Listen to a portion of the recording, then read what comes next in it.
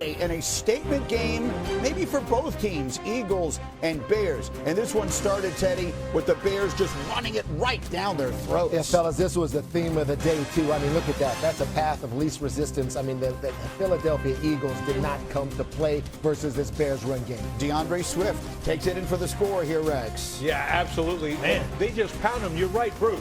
Pound the football against all this soft spacing, 7-man spacing. Swift had 125 yards rushing on that touchdown. Then Randy, we've been looking for A.J. Brown. There he is up the left sideline. One thing about it, I wanted to start the game off to see what type of offenses was this going to look like. A.J. Brown, Jalen Hurts. I like to see that. 10-9 Bears after the Eagles miss an extra point. Then, Alex, what happens to Caleb here? Oh, yeah, I mean, obviously trying to deliver the baby here on the screen. Obviously, Eagles defense makes a great play here. Obviously, big play in this game. That delivery did not go so well. Ensuing Eagles drives to 3rd and 1. Rex, the tush push. Did the Bears figure out how to stop it?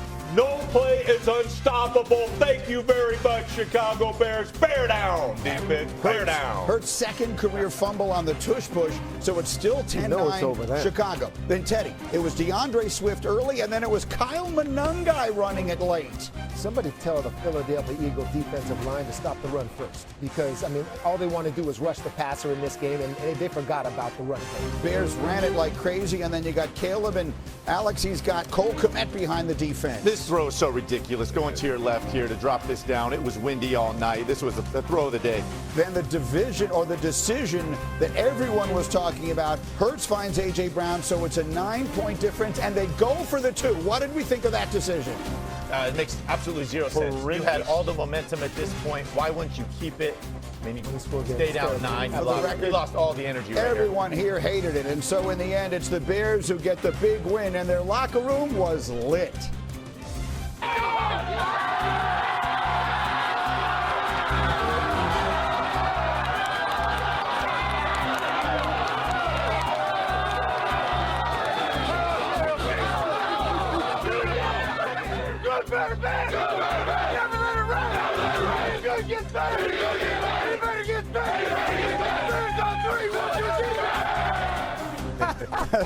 Look at the celebration. The Bears are 9-3 for the first time in 15 years. They stay ahead of the Packers, whom they will play at Lambeau next Sunday.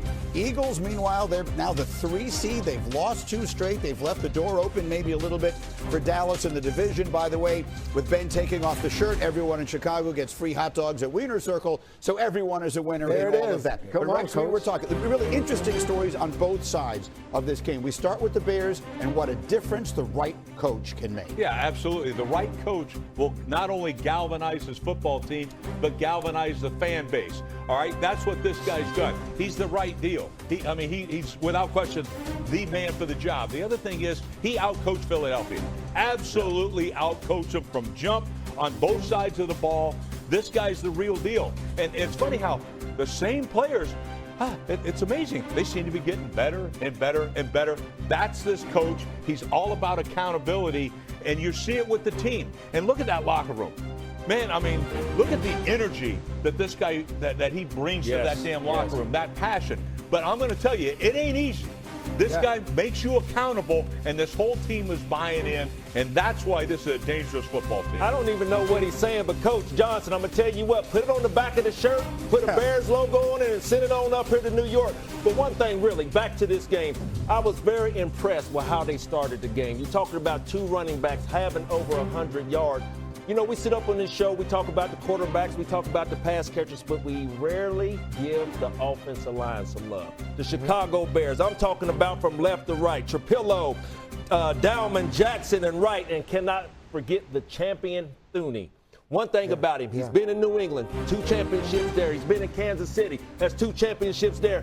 Now he's in Chicago. What am I trying to say? I'm just going to leave a question mark, but I love what I see coming out of Chicago. And lastly, I'm going to leave you with this. Over the last couple of weeks, they were talking about all the injuries on the defensive side for the Chicago Bears. Man, I didn't see nobody out there miss a beat, man. I like what I'm seeing. But one thing about it that's scary moving forward, they still have 3 guys in the top 5 in all the football and interceptions. So I like what I see coming out of Chicago. Listen, I thought this was a statement win. And from Ben Johnson, this guy put on a clinic from the run game standpoint. This is the best run game in the NFL and to go into Philly and dominate this way. And it's just so creative.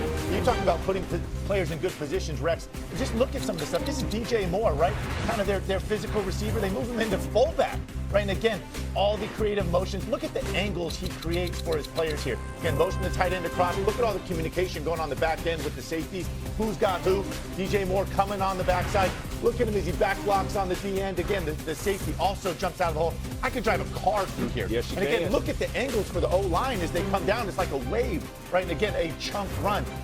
Again, here we are, Cole Kmet coming in motion, right? He's going to come all the way across the ball. Psych, here we quick snap him, and he's wham blocking the defensive tackle. Rex is just so creative. Again, look at the run lane. Beautiful stuff. I mean, unbelievable here. The angles he creates. There's Funi with the center on the down block. Again, another chunk run. I mean, nearly 50 rush attempts. Alex, that's my favorite run of the day right there, because he passes the quarterback here and then hits the brakes and goes. Those Eagles, you mentioned it, Brew. They love to get up the field, penetrate. He uses it against them. Ben Johnson, great coaches use coaching against that team. This is what I'm seeing. I'm seeing a team that loves to park in two high safeties. Well, now I'm going to out-coach you. I'm going to get angles for all my guys. Not only are these guys good linemen, but guess what?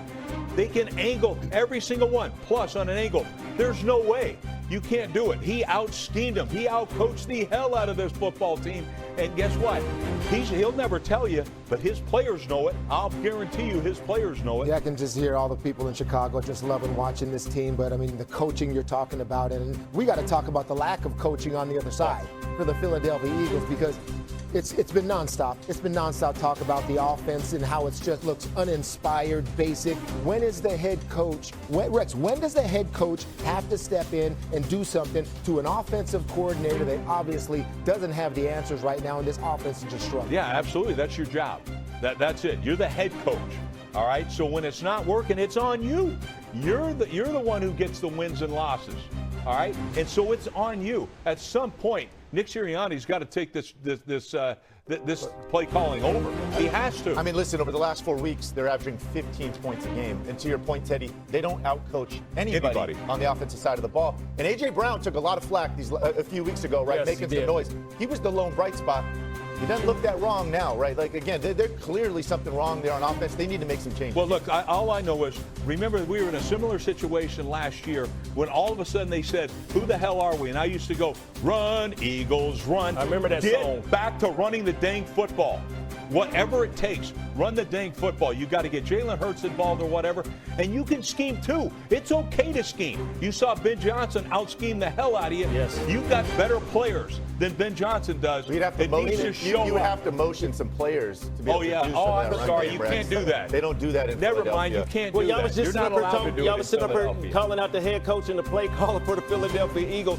Rightfully so. You seen all the movement with Friday with the Chicago Bears and how it dictated the game of how they ran the ball. The defense didn't know what was going on. All we're saying up here is Philadelphia put some motion in there to see if the defense. Now you got a problem defensively. They can't stop the run now. So now you know how to attack This that. defense has been playing really good, I think. I mean, obviously, I don't expect them to give up 280 yards rushing going forward. This is the strength of the team, that defense. And can I just say one last thing here, all right? Brew, you were about as physical a player as there was in this game, all right? What keeps you from being physical? Probably when people motion and you got to all of a sudden, you got to think. You got to adjust. You got to change your alignment. And all of a sudden, now you're not quite as physical. And that's what this motion, all that type of communication does.